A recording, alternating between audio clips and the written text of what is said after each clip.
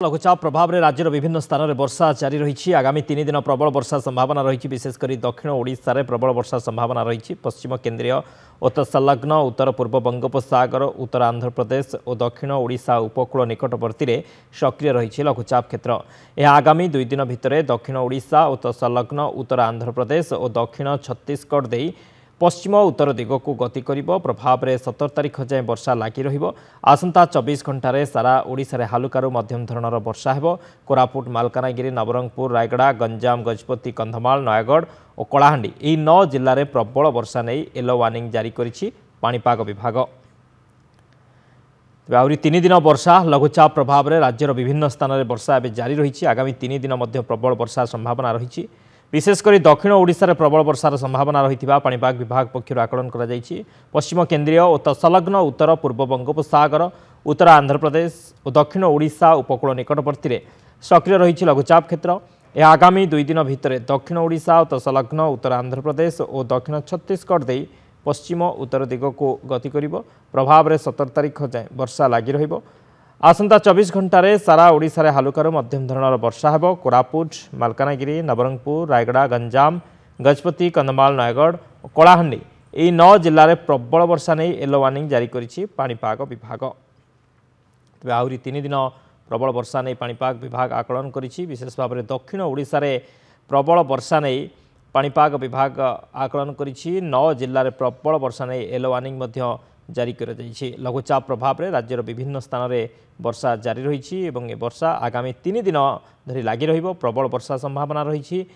विशेष भाव में दक्षिण ओडिशा रे प्रबल वर्षा हेबो एवं 9 जिला को प्रबल वर्षा नहीं येलो वार्निंग जारी करिछि पाणीपाग विभाग।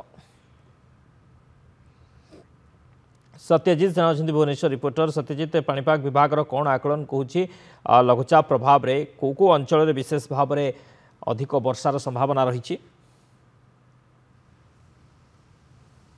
देखो शक्ति जो गुरुत्वपूर्ण कथा होछि 2 दिन पर्यंत राज्यर अनेक स्थान मानक तुहा वर्षा सहित गोटे गोटे स्थान मानक प्रबल अति प्रबल वर्षा पर अनेक संभावना देछि आंचलिक पाणीपाग केन्द्र। एवं जो भाव में लघुचाप सृष्टि होइछि ताकु नै कि 24 घंटा पर्यंत भी आपण देखंतु राज्यर अनेक स्थान मानक येलो अलर्ट जारी करिछि। एवं या सहित दक्षिण ओडिशा और उत्तर ओडिशार अनेक जिला मानक प्रबल अति प्रबल वर्षा पर अनेक संभावना रही।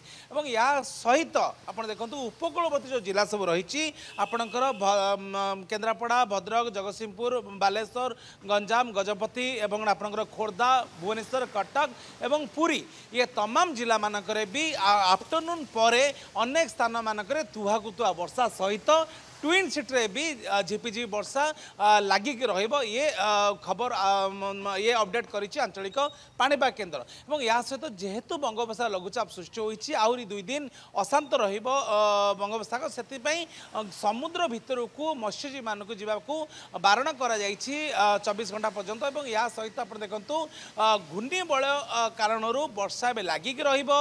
एवं जेहेतु एबे मौसुमी सरुछि एवं कुहा जाउ शक्ति आपण भी जानिचंती प्रति वर्ष सेप्टेम्बर शेष एवं अक्टोबर आरंभ बेले अनेक बात्या सृष्टि होवार फोरकास्ट होता है।